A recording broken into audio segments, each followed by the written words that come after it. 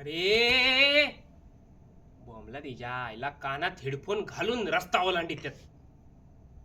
आता बोंबलून काय उपयोग? कोणी ऐकायला पाहिजे ना इथं.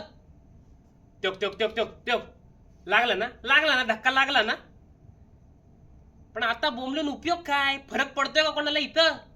मग नंतर परत बोंबलत बसतात की बजा बोंबली नुसता बोंबलत असतो. काय? नमस्कार नमस्कार नमस्कार. मी बजा बोंबले म्हणजे बजरंग बाजीराव बोंबले. खरं सांगायला गेलं तर घरी बोंबा बोंबच आहे सगळी. काय सांगायचं तुम्हाला साहेब. सकाळी कोंबडा आरवल्यापासून बोंब ते रात्री झोपेपर्यंत बोंबा बोंब. झोप लागतीये कुठं? आमचा पंखा बोंबललाय ना.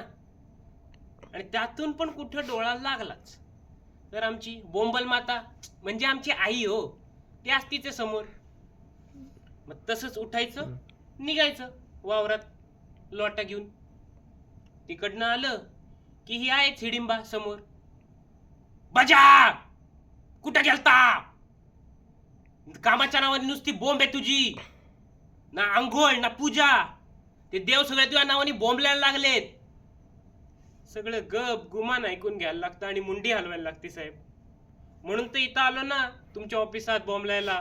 म्हणजे नोकरी शोधायला हो. काय सांगता? खरं मला नोकरी दिली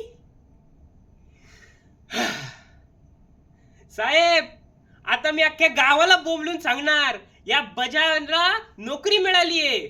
आता बजाची गरिबी दूर झाली. आता बोंबलणं बंद.